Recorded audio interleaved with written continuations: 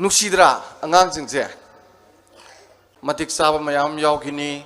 मतिक सादबसु यावनी ngausinadana lakna phana ngamdabasu yawni aine ek pamjaba isa idu thokpasu yawni aine ek pamjadaba isa idu thokpu yawni ko loinamak se kanagi daitano har kanda mama oibi nangi mapa oiba noigi neba angang maran suli leroi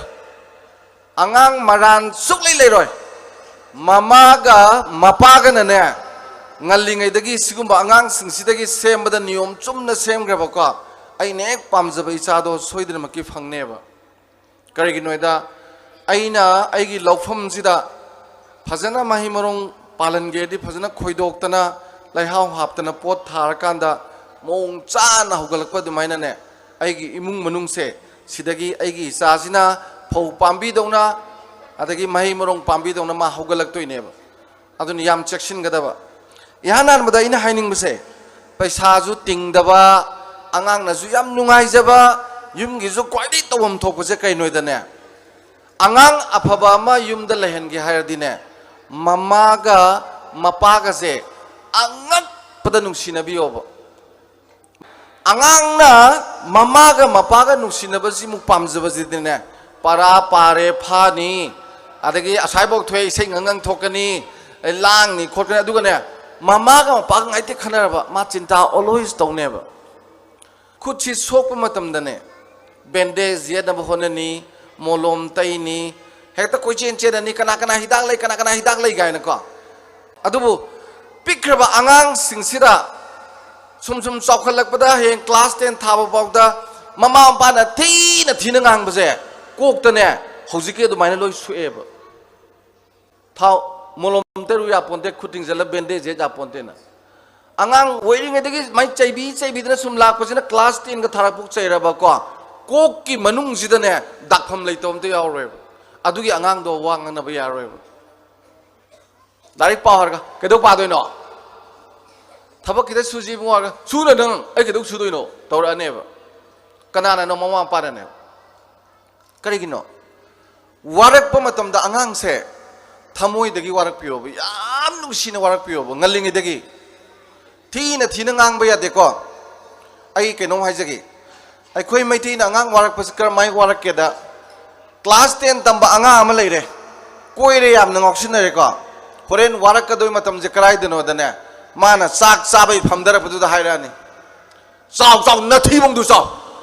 he minai he budu mas makhajai ji ma thindil di gai da ko ado angang du na khaleba ai ji bu khoi ma ga pa wa pok trab jala haiduk tabai wani khalini adugi thak tu da angang warak pi aro heba warak pi ge hedi mana dumain to budo chak tu chajar jano ba ke sukai de ba kwa horen chak sa blo re tum dharak pado ada masam du koi ru gi ga chap yum du nung si na na la ga ne ima ge ning them ichana ne smaina koi ba se baba ga mama ga yam wai sana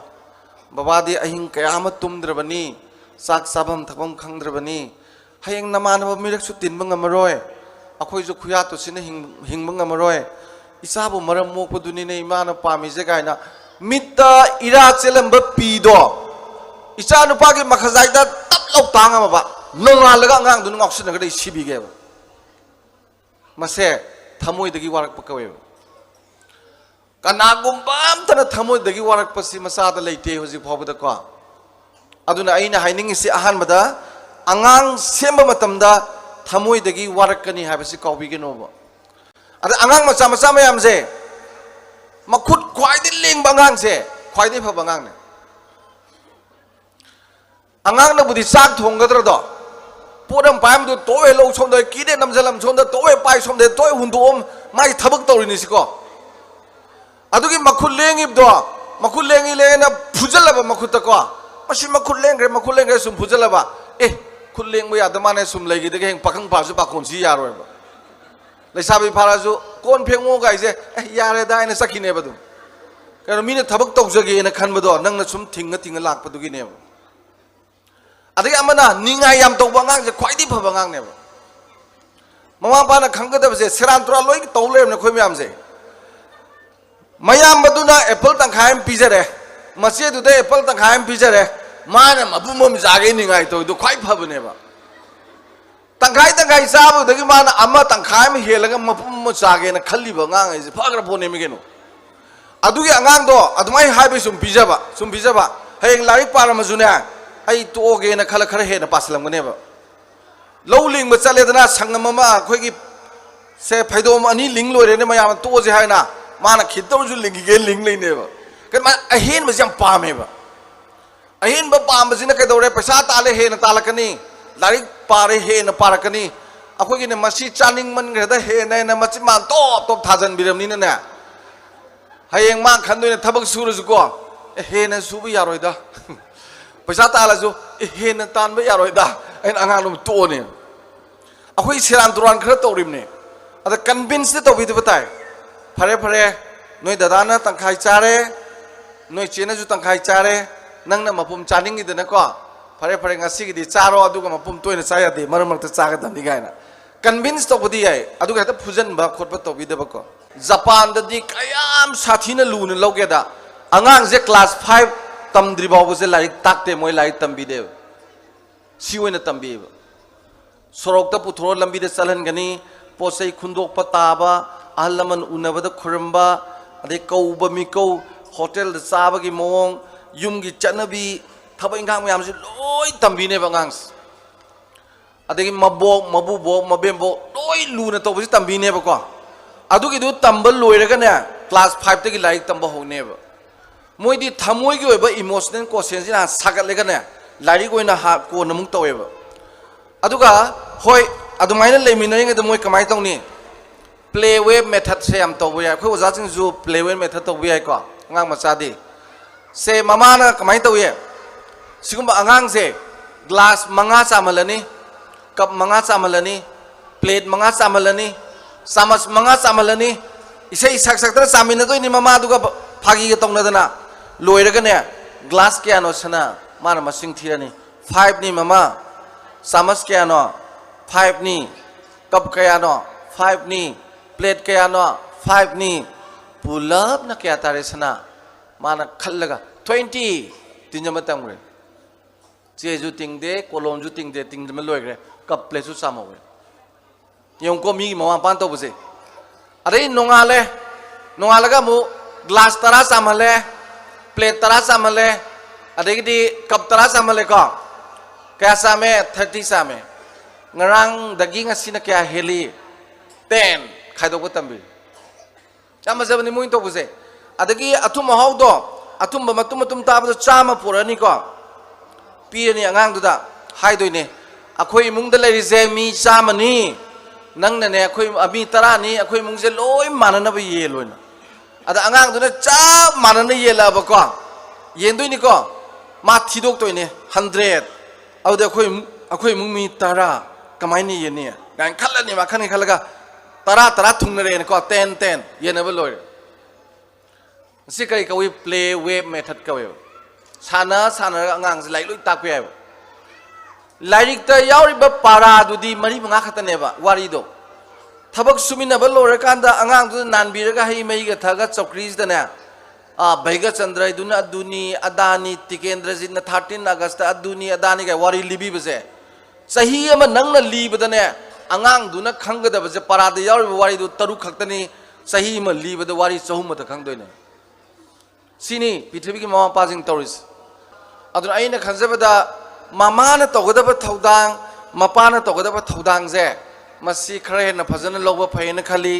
अदगे अमगा आइना हाइनिंगबसे ngसाइगी लारिकी IQ दुनतबा EQ से emotional question हाइसे मसीदी कमाइन तौदगेदा अंगांग सिंगसिगी मबुबोक मबिमबोक लेनिको class 10 तंबा अंगांग 7 8 9 10 तंबा अंगांग मबुबोक मबोक सोइदन लेनी लेतबजु यावनी लेतबगिदी फरे को अरैबसिंगदी अहल ओइरपसे इसिंग बातिल लमा होलगा इरुजबजम वायबा इरुजबदि लायदना मसाद यावरिबा अचोटपा फिदु फौदोकपा बोय वाजैबको अदो अखोइना हन्ना येंबिरोय को मोइगी होजिकानगी मौ नहा अयामबसे मकुबोक मनेमपोकसे क्या पिजनिंगदे मकुबोक मनेमपोकि सेवाजु क्या तौनिंगदे को अखोइ स्वाइददि तौब्रा तौदब्रा खंगद्रे अतई मफम अयाबदा मौ नहागैने मकुबोक मनेपोकी सेवा सुक्तौ तौनिंगदे अइना हाइनिंगिदी हौरेने अंगांगदो लाइटू पुंग अमा पहालो अदुगा मरकता गेप लैदनाको अरे इसिंग सोकपा ngamद्रबा हंदुने इसिंग सोका इरुजरे कांगनदु सुक्सु सुबिदबगी हांगदोकपदो उफुन मनम वा वा नमे अदुगा फमुंगदुजु नोंगमुता फौदोकपिद्रे उबाकता तुमबगा चप मानरे मोंदुजु नोंगमुता फौदोकपिद्रे उबाकता तुमबगा चप माने अदे फैजु बैरे नोंगदा सुबिद्रे सुपदगा याम नुंगाइगिद्रे जानिको अदुगुंबा अहंदुनने नुमित खुदिंगी कोक मोनगा ताइनाबदा मपि पुलुप पुलुप लुपगा इचा लेरी इमौ लेरी न खलगा नुंगाइबदुदि फंगजददना ममितगी ताब मपीदुना मोन पुमचोट चोनने इमुंगदुदा अहल लमना दुमाय लेबदे नुंगाइबे वा लेते सुंगनु नुंगाइरोय अहनजिंगदुना अदु योनु वार कांदने ममा मचा वरिबा इगी इचा इसु सेमबगा दु मी सुय वइरोय थाजबियो याबा अदुना इना हाइजेनिंगिदिको आइगी इचा इसुदो आइगी इचा जिंगदो लारिक पहालो पुंग अमा पारे खलो हेक लोइबगने थबक तहनजेबा लो लो इमागी कोनजी फेंगदोराओ बाबाना सी तौरजे इसिंग चाइराओ हिंगोन मतेक्सिमा तौ अदु बोबोके दु तौबियो पुपुगी दु तौबियो न सुम तोहलोबा नुंगदांग जिदा साक साबा तोगा से पोंगपोंग सारबा फैजु मनुंगदुदा ngak leitana phogdokpagi tumbada mon mon laro phamungduda kangan ga do manam nungsi graba kangan dui manungda tumdariba mabuboki makhong namiba ngang maboki makhong namiba ngang do aduna number 4 ka pauna de yu thak pauna de hojikan ge wy guli du sa pauna de lai gumbani mana loinari do phaja phaja ba wahi juta ni mabubo mobem boktagi ari wahi phaja phaja ba ko wari phaja phaja ba lirakani ngasigi angang mayam singsina thainagi phajaga ba wahi mayam amta khangdrise mabubok mabemboki manak nanghandabagi neba ngasigi di mau ayamba ai sum yengjabada mabubok tunane ibungo ising batilam da so habje macha nupa dune ising batil lu sok tagi batin du paikhalak buje sidane thongnau marum dagi ne so unu oina sign tawjan adugi thak da leire ba ngasigi mau jingje ko aduna aina haijaningi di adumaina seba tawbidana thamoi gi oiba ma angang da tambibado adugi paraduneba emotional questionnaires EQs hauren ne adumaina nungti gi seba tawbusida ko mabu mabe moksina pelaba tumam dai dane nokphet toraga ne imong nungsibi isu nungsibi na punsi chupada noina torbo thaba kuding mangoloyu ko nang nek mahi masing tambada nang nek pamba mong da law ko ahalaman seba to khuya to sine hingu ko na dektana punsi nung sang nang hingu ko na bor piraba ko manipur gi laifam sama ga nipan sida tang ba haira pudana khoina ne lai mafam sam nipan khoramada phangpa bordo adugi bordu na hen ga dabane sengasigi maunaha ngasigi mayum pan manaha sina khangdreba adi nupa ya mazu hojikandi mana tawning ba thabak to tawbo ngamdreba mai nupi mauna duna ne michina phalap yang made tueba yam ki na legreba nupa se ko hai phet ta yang pade to khiba ima da phajana pije ba ya bo jibu kinu nang toisibu kai da mana hai pheteng aba yaida pije da ju yaida da mar kane ba adugi thak ta legreba adugi thak tu da aigi isa duna adu uraga aina magi mabubok mabe moktuda ina tawriba mawong siguma mayam si uraga angang tu ne thamoi go ba mari ma mongonda yaujar kada ba sum mangal ngine ba aduna konnang na ke dorni larikti am haini thamoi go ba mari du yaurore are thamoi gi mari jina taba maga lairi social question ena khunai gi se khudamoina hoji social service tawji hairoba club ki kai gum tawni hairoba लारी हाइबा इमुंग officer होइबा इमुंग कनाम थोलोय आंगांग जु matric तगा खोगी पोषण ग लेपा आंगांग दो मपुन जिगे सोशल सर्विस थोलोय खोंगजोम दे नोंग द चलमोय 13 अगस्त नोंग ते यावरमोय इराबो दे नोंग ते यावरोय खुनाई गी निको आइबा थबक से मोय सु यावरोय अदुना हें के दौरे ऑफिसर होर कांद खुनाई गी करिम खलोय अदुन लारी हाइरा हेरगा मतिक लोय चारगा ने खुनाई की खलोय इमुंगिजु खलोय लारिकती याम हैनी करिगिनो IQ दा सुम होनगिबा थमोगी ओइबा मरी इमोशनल क्वेश्चन जो अंगांग दा तंबीदबा समाज के मरी सोशल क्वेश्चन जो तंबीदबा अदुना हयेंग ने खोइना अंगांग सिना मतिक चारक मतमदा इरमदम सिगी ख्वाइदगी तांगबा अंगांग अदुदि उब फंगरोयबा सिनि लूरिसिको अदुना दी अंगांग कमाइना सेमगदगेसे ममा पाना याम कुपना फजना खंबियोबा थमनिंगी दिने इनाना थमोइदगी नुपाजु सेवा तौबा नुपानाजु नुपीबु थमोइदगी लुना तौबा अंगांग वारकपदा जोखोइना थमोइदगी वारकपा अदुनेबा इने याम पामजरिजेको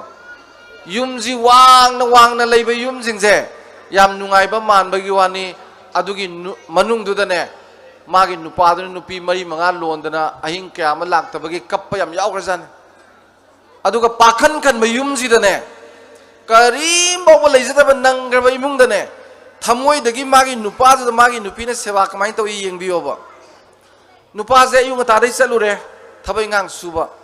हले नुमित तारकांदा हले चाक थोंगे माइ नुपीजिना को माइ नुपीजिना ने मोइ बाबा हलक पिरबरा इसिंग असाबा पुथुए मोरा थारे खोंग हामबी उना हामले फदी पारगा लेपिनी को हाइजे अदुगा हाइरि इने खंगदेदा मोइ बाबा नंगना मरोमा लेइतदना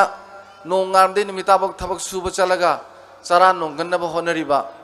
अइना ngasi थोंगि भेंजांग सिने येंदेम थोंबा ngaजु थाक्तबा हाउगिद्रबा सीना नंगी नसादा ई हापकने जु थाजद्रे मची ओइबजु नत्रे अइना नंगोंद तोरिसे करिनो खंगद्रे गाने नुपीजिना हाइजबको अदुबने अखोइ थासीदा ओइदना लेबदी यारोय नोंमदि पुनिमा ओइरकपे याय पुनिमा थासी याम लापते अदुना पांगना बसुम चारजिको गाहायरगा फदीदु पाय लेपिनिको अदा माना फदीदु पीरगा माइ नुपा तैथोंना पिउदा माइ नुपादुना अदुगु महिंजामु कदबै थोंगिनो हायरोयबा मुई ममाना थोंगबु हाउटेब्रा हायरकने से थमोइगी रेस्पॉन्स तुनेबा अदैदी कैसु हाउतबा हिंजांगदु हामना दना हुन्ना चामिनरगा चरुगी मोंपाक्तुदा हेक ताबगा नाखोक्दना तुंगिबा इमुंगदो अदुदगी अंगांग अफबा थोलोय हायनिंगाय लेते थमोइ ngakdagi oiba nungsigraba imungdo khwaidagi nakhunba imungneba aduda haurpa angangse लेहाउ फजना लेबा लमदा होगलकबा पांबी दोनने यामना चुमगनी मही यानी मऊ फनेबा अदुना थमोइदगी वारकपसे अंगांग द सुंगाइरे अदुगा ममा पा लोइनबदजु थमोइदगी लोइनबसे अंगांग सेमनबगी ख्वाइदगी मरु ओइबा अमने दना ई थमजगे को ममा पासिंगदा अदुगा अइना खंजबदा अंगांग सिंगसिदा याम प्रेशर तोबिगनो नंग दे अदु तौदब यादे अदु फंगदब यादे नंबर अदा तौदब यादे याम तौबिरुनो मागी लेजरीब मागी कैपेसिटी दो मागी मकोक्ति यावजरीब मागी ngamjaba थाक्तुदगी हेना तौसिनबिगनोबा मरमदि याम लिमिटेड ओरिबा मतमनेबा हाइदि मागी मकोक्ति यावजे चामच समगुमबनेबा अदुदा नंग इसिंग खुजाय मा हिजनदि होनबिगनोबा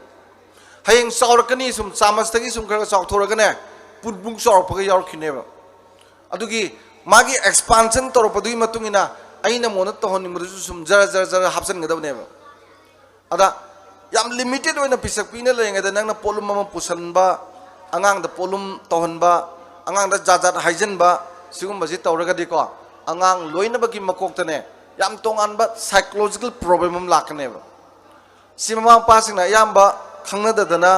तोइना तौबदगिने हजिंगने अंगांग सिंगसिदा यामना तोंगानबा साइकोलॉजिकल डिसऑर्डर मांगांग सिंगदा नोबो मोइना लाइबा मसि अखोइना खंगमिनबा सुमेदना ई ममा पासिंग थमजगे अदुगा अमना ममा पासिंगदा इना हाइजनिंग बसेको अखोइगी इमुंगदा मपासिना इमुंगसि मखन मरी लेबको अखोइगी डिक्टेटरशिप टाइप ऑफ फैमिली हाबमा मपासिना एक पामबसि नत्रदि इमुंगजे तौबु यादबा अंगांगदुना आर्ट्स तमजगे हाजु साइंस तमोय तमनबा अंगांगदुना डॉक्टर तमलिंगदे हाजु आई डॉक्टर पामिने तमोय माहाइबा अंगांगजे लाइक जगे ए कदोंदब नंग लाइएगा गाना येंदबा इसै तमजगे हाना ए इसै दरकार लाइते बुंगो लाइक इथियन तमगदबनि गाय तौबा सिफते हिंजांग अजे कई थोंगे इरोले लोनगनो थांदो हवाई थोंगु गायना सि डिक्टेटर कवि डिक्टेटर की लेबाक कुमने इमुंगदो अदुदने मा खक्तना कमांड तौरगा लैनी अतईदुना बोन साइज दौना लोई नेमजलकनी चपसलकनी अंगांगजु सुम चपसलकनी आइदी इनफर्टिलिटी कॉम्प्लेक्स सुम लाकनेबा मागी मसाई कमान यावरोय ममानब तिनबद मनिंगद लेनी फानद फमे मनिंगद लेनी इनफर्टिलिटी कॉम्प्लेक्स सुम लेगिनेबा अदुना डिक्टेटर की मोंगसिमा तौदबको अदगे अनीसुबदा रेस्टोरेंट टाइप ऑफ फैमिली न होटल मान बे मुंगजे से अंगांग जी नुपी मचा से लाए लाइक तम हले को फियांग खोक से फीजे स्वाइन पैरग यानबा लाव लाव नंग न यालमी फीजे चुमथौ गाना चुमबनदबा खुंगदु स्वाइदम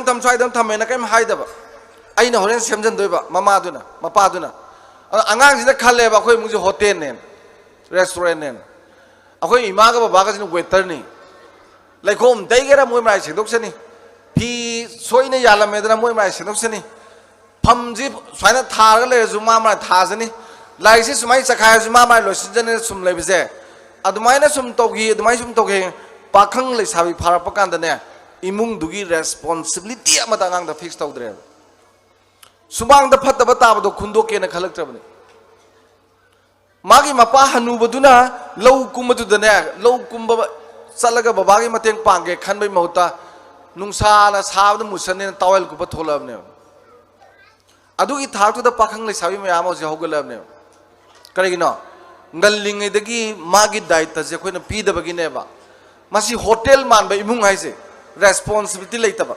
aina hotel do nong thunga tawning tormaga salau chakhibai type to moy hotel na lebagi mong do lehen bauna deba loi seman ngadabani loi ton ngadabani ai sa haijagre ipai puna kari harame angang je sahi amadagi na manga bo budi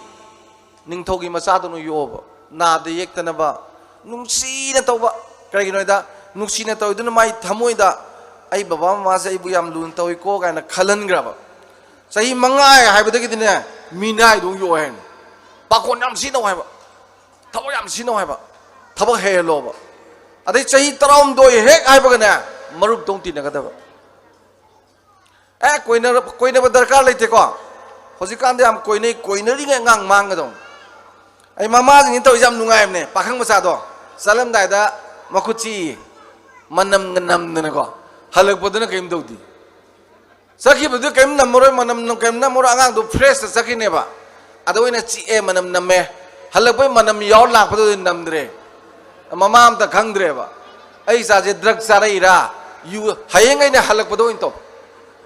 सखी बद तौनु सखी ब काना दे हलक बदु दे त खंगदम मको तो ता पाइ बगे त नमदौ ने दum खैनी नमगेरा जादा नमगेरा यू नमगेरा गुली नमगेरा लोइ नमदम अदा कोई दे हलक बदन फ्री था दोय असलम दाइदन तो नमबो अदे खुदबु चिकपो न नकोम दे यावदे कोक सिने दे हाइबा सिने ताइदे कोक तो सिने दे हाइबा कोक सिने गदम अनंग साइगी रेस्टोरेंट टाइप ऑफ फैमिली से मसिमग तौबे याद्रे तोक थोजि को कोइदे फबा इमुंग से डेमोक्रेटिक टाइप ऑफ फैमिली हाइस कमाइन तो ने दे ममा पापा याम नुसिन लेबि दुमा यारे को अंगांग नुबि वारक पद थमोय दे वारक पिजु यारे को अदुगने होय होजि होजिक त वारक पंगम दबा इसा जिंग दो अदने नुसि नगा हाइबदि यारोय माना तोक्सनबोय निंगनेबा कयो नांगै दि माय मन दी दिंगा ग मा नुसि न मुक तौरैसे कइनो मसे कोन खडक तबोर गने थाजर रोयबा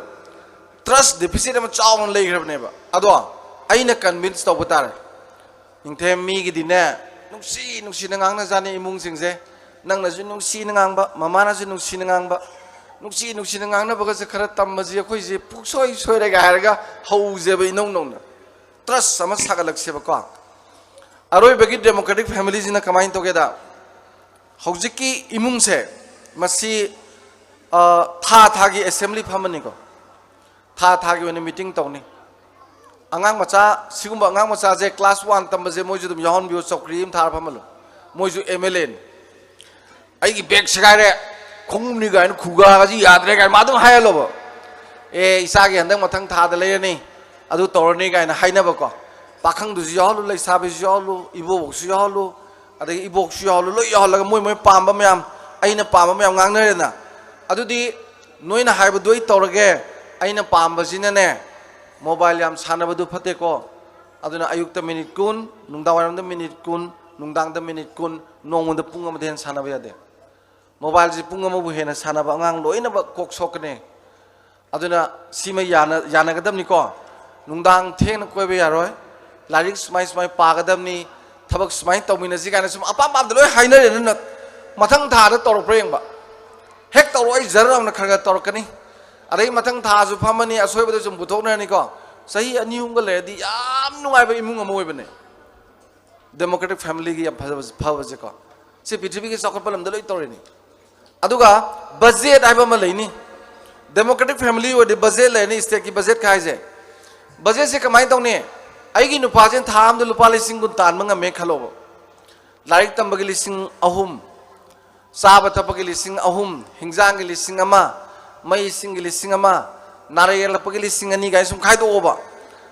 थौदो वाथोक सोरात नुंगला लुहोंग सोस्ती चटपगी लुपा लिसिंग अहुम गाय थंबिरोबको अदुमाइन थंबिजदने आइगी थामगी सेंग सेरजी लुपा सेंग सेरजी केजी जे याखै संगे खलो चाय खलो हुंफु चाय खलो जे इसा नुपादु पाखंग दुना मोय ममानो मंगा तुरुक पोरक्तना सेंग से अनि साथोकरे बसा सेंग से अनि वालेदना को अदु हाप यादे बजेट ति दुनी आइगी सेंग से यांखै लेदो अनि मा अरे मदा साथोकरे ने अदो अनि मा हापसन बयादे मादी नुंदांग दांग साक पुक थंद तोकदम बजेट की हम साथेरी जे को लेकाय द सोरार का तरोदि तन ग ग्राम लोकसल नुमितु नुंदांग चरा हे दोबिरो अदो दे केजी अनि जल्लाउन कुखलकने बको अदगिदी लुपा लिसिंग अहुम कायरगा थोदो वाथोकी चलीदना तांग कुनमंगा योरपदा सोरादम चतौ लेरे चतौ लोरे पैसादी लोइग्रेबा चत्र लोरे हयेंग थेंगनाबदे तुम हाय लोरे अस अयुक तुइबे मन लांगनिंग्रे पोनी इसान पादो यांग चिंगदने फरक तादे लाकपो यादरे सामक लेरि को हार चत्र लोरे मिंगोंदे पैसा सुपु पुरो वंस बजेट से मसी इल्लगा सुम चटखबको हौरेन आइना नारायल पगी लिसिंग अनि थंबा गाइसे सुना नारक्तब यावगने सही मग नारक्तद लिसिंग कुमरी लेदुने बैंक ता नत्रगा आइगी उपु बरुंग लेदुने सेविंग जु तोरकदुनी अदुना हयेंग पंजाब का सट लाकपद दोक थेंगनबा याम नुंगाइगरसानी बंगाली ने केदविए बंगाली ने मेखेत मरु खाय हाइजे लिकपै नतेबा बजेट लेबैनेबा अयुक्त मेखेत मरु मखेले साक थोंगे नुंदांग द मेखेत मरु खेले साक थोंगे मेखेत मरु थाम द हुंफु अंगांग ना सानबदा अनि मांग्रेबा अद मोइदिने अनि दो अतोपदे लेरे समाय हापसलोएबा मखे मरु म्याम जुले पुथोएदना अचौ अनि दो अद ब्लेड तंखाय खायगा अनि सेमलोर अद मयाम ना हाय बंगाली जी आम ली मखे मरु जे खाय जानिगा खाय दो बजेट की मतुंग ने खाय ने अदुने मोइ लिसिंग गुन चाबा इमुंग न बंगाली की मिनाय थमिस अखोगी न तांग वानदे तेन तांग तारा बोक्सिति कैनुन हे तोलो फंगबा मागी मतम जे तांग वादे तरा बोक्सी नुपी न वांग लई कोन गान दोइने मोय बाबा गायलको जाय पैसा दो खरा सिनबगी को अदगिदी चाबजिन को हिंजांग जे पाग लई द लईने नि अदगिदी खामेन सिमदु द हयेंग पतोक दु थोंगय हवाई मुक थोंगजन थाम थमजु कैम तोरोय दब थोंगिबा खंद बजे खोइना को पूरा बेराने को खोइजे अदुना आइना खंजबदा तांग कुल्लाला दे फुनरनी तांग कुनबु एक मणिपुर की युम मयाम से तांग कुन की एक मतुंग सिदि को लई पोते भी कामे नागे गाड़ी का इथोक्तने एक्टिवा माइ नुपा की दु हेक्टर चत्रिंगे द ऑफिस तक सु कामदगा माइ नुपी सेंगबदो तांग कुन की मतुंग दे थोलारो तांग वान दे मु थोलन अखोइ जि मौंगम अदन मसी मयाम जिना थमजनिंगी दिको मसी मयाम जिना आइगी इसा जिंदनु उरगने मोइना अखोइदगी तमगद पराजिबु करिनो स्कूल द लाकपसिदि कैसु नते को स्कूल ताइबा पराजिसु कैसु नते ख्वाइदगी मरु ओरिबदि अखोइना मोइद उद्रिबा मयाम सिनेबा अखोइ जि मोइगी रोल मॉडल ओइगदबनी अखोइदगी मोइना तंबजिनेबा लाइक हेन मरु ओरिसको अदुनी चौखटप लमसिंग द जापान जे पृथ्वी द लाइक तमद ख्वाइदि फरिबा लम जे जापान सिंगापुर सोमद एशिया दको साउथ कोरिया असोमददी कैनेडा मु फब लेत्रे अदा मोइगी लमजिंदु द कैदोगे से मोबाइल द गूगल स चंग खरा यंगबियोब कमाई तौय अंगांग कमाई सेमी गाइस अदुना अइना थमजनिंगबदा अदुमाइना डेमोक्रेटिक फैमिली ओइरगा याम नुंगसिनना अहल लमन गे सेवा तौरगा लेरगदी अय याम फनेना खली